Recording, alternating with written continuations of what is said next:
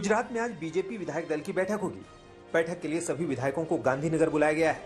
माना जा रहा है कि इस बैठक में गुजरात के नए मुख्यमंत्री के नाम पर मुहर लग सकती है। इससे पहले कल केंद्रीय मंत्री मनसुख मंडाविया भी अहमदाबाद में बीजेपी दफ्तर पहुंचे थे और पार्टी के बड़े नेताओं के साथ बातचीत की थी। गुजरात में विजय रूपाणी के इस्तीफे के बाद नए मुख्यमंत्री के नाम पर चर्चाएं जोरों पर है। नए मुख्यमंत्री को लेकर जिन नामों की चर्चा है उसमें डिप्टी सीएम नितिन पटेल का नाम सबसे आगे है। मुख्यमंत्री पद के लिए दूसरा नाम केंद्रीय मंत्री मनसुख मंडाविया है।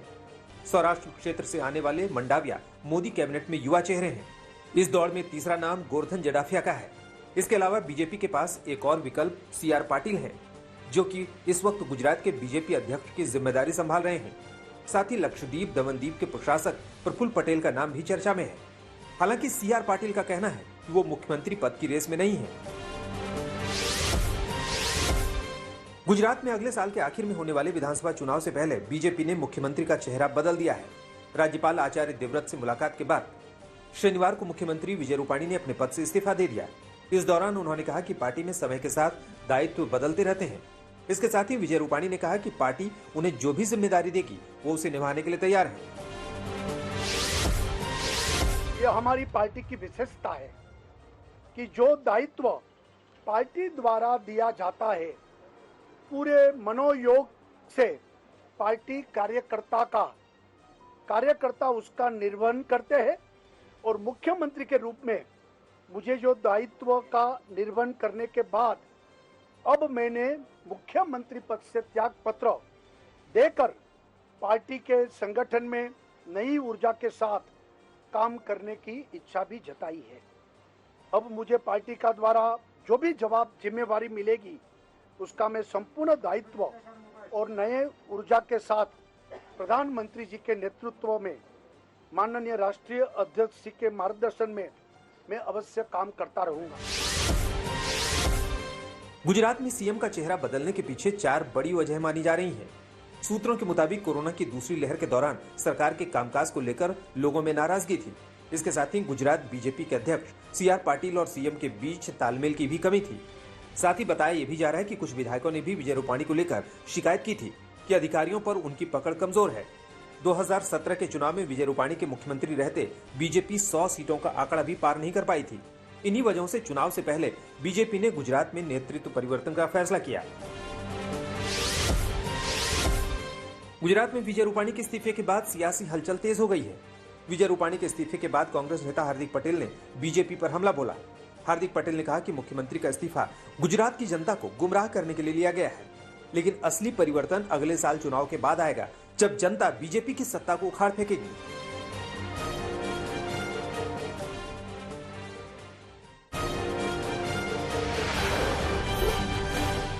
बीजेपी के यूपी विजय बूथ अभियान की शुरुआत करते हुए पार्टी अध्यक्ष जेपी नड्डा ने विपक्षी पार्टियों पर जोरदार हमला बोला।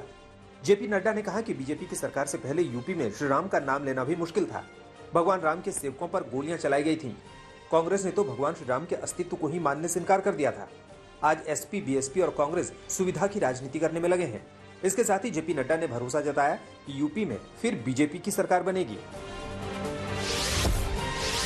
अब योगी जी और मोदी जी की सरकार में विकास की धारा बह रही है। सपा बसपा कांग्रेस की सरकार में उत्तर प्रदेश में जनता त्रस्त थी।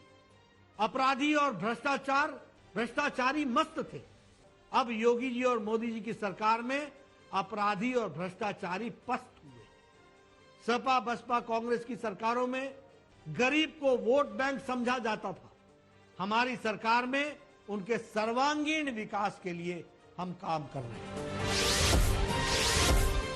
कांग्रेस महासचिव प्रियंका गांधी आज से 2 दिनों के रायबरेली दौरे पर पहुंचेंगी।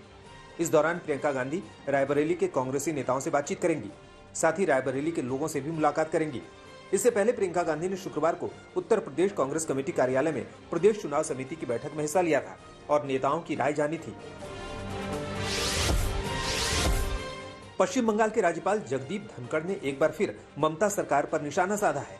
स्वामी विवेकानंद को याद करते हुए राज्यपाल धनखड़ ने कहा कि हिंसा करने और मानवाधिकार को खत्म करने वालों के लिए विवेकानंद की सीख बेहद जरूरी है। दिल्ली में शनिवार को आम आदमी पार्टी की राष्ट्रीय परिषद की बैठक हुई। इसमें राष्ट्रीय कार्यकारिणी के सदस्यों का चुनाव हुआ। मुख्यमंत्री अरविंद केजरीवाल दिल्ली सरकार के मंत्रिमंडल के तमाम बड़े चेहरों, राज्यसभा सांसद, पार्टी के बड़े नेताओं के साथ उत्तराखंड, गुजरात, महाराष्ट्र, गोवा और पंजाब के आम आदमी पार्टी नेताओं को भी राष्ट्रीय कार्यकारिणी का सदस्य बनाया गया है। छत्तीसगढ़ के मुख्यमंत्री भूपेश बघेल ने धर्म परिवर्तन के मुद्दे पर बीजेपी पर हमला बोला। भूपेश बघेल ने कहा कि प्रदेश में बीजेपी सरकार के कार्यकाल में सबसे ज्यादा चर्च बने और इसका मतलब ये भी है कि ज्यादा धर्म परिवर्तन तभी हुआ। उन्होंने कहा कि बीजेपी के पास अब किसान, गाय या आदिवासियों जैसे मुद्दे नहीं हैं, उनके पास केवल धर्म परिवर्तन का मुद्दा रह गया है।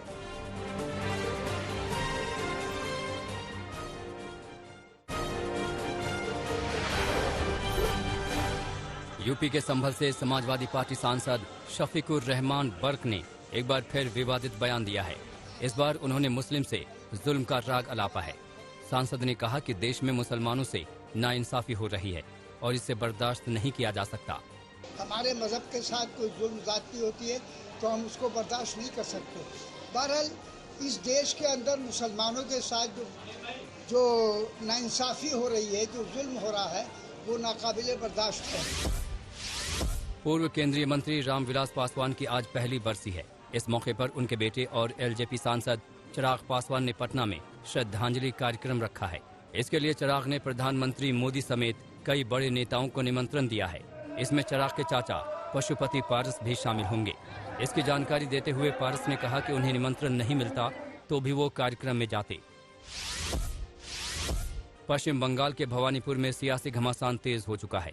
विधानसभा चुनाव के मद्देनजर आज से बीजेपी उम्मीदवार प्रियंका टिब्रेवाल अपने चुनावी अभियान का आगाज कर रही हैं। इसकी शुरुआत से पहले वो कोलकाता में कालीघाट मंदिर जाएंगी, वहां पूजा प्रार्थना कर चुनावी क्षेत्र रवाना होंगी। बता दें कि ममता बनर्जी के खिलाफ बीजेपी ने प्रियंका टिब्रेवाल को अपना उम्मीदवार बनाया है।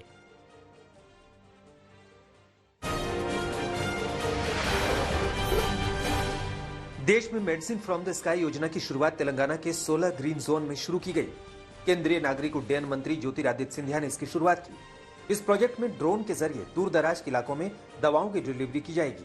3 महीने बाद इस प्रोजेक्ट का डेटा एनालिसिस किया जाएगा।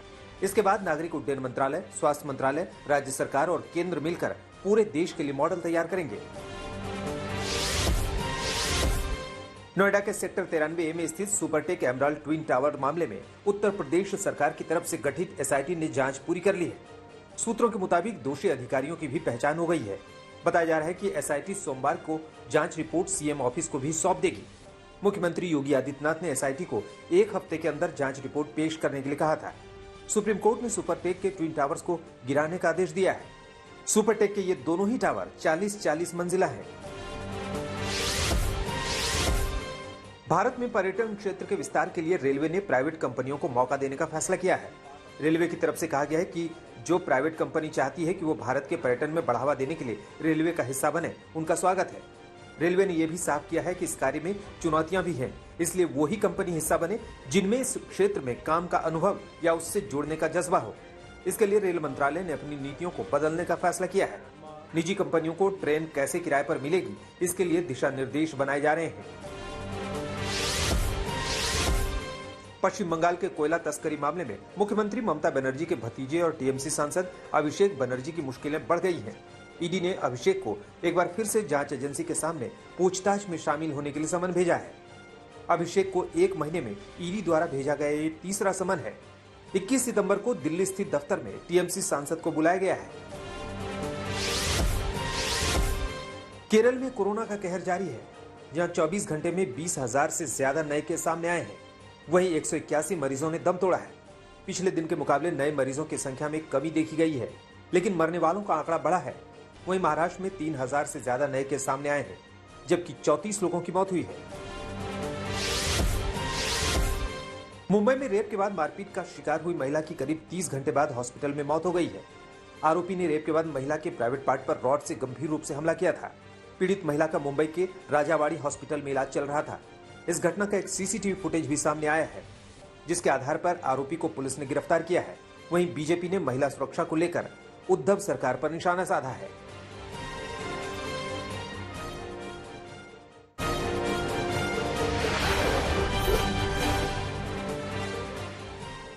लखनऊ में बदमाशों ने हिस्ट्री शीटर की सरेरा हत्या कर दी। बताया जा रहा है कि 3 बदमाशों ने इस वारदात को अंजाम दिया। इसके पीछे आपसी रंजिश और प्रॉपर्टी डीलिंग विवाद माना जा रहा है। मृतक अन्नू अनवर पर लखनऊ के अलग अलग थानों में 17 केस दर्ज थे। पुलिस ने इस मामले में 3 संदिग्धों को हिरासत में लिया है। पुलिस सूत्रों के मुताबिक अन्नू अनवर की हत्या के पीछे शारिक नाम के अपराधी का हाथ है, जिसने गोली मारी। उसे पुलिस ने पकड़ लिया है।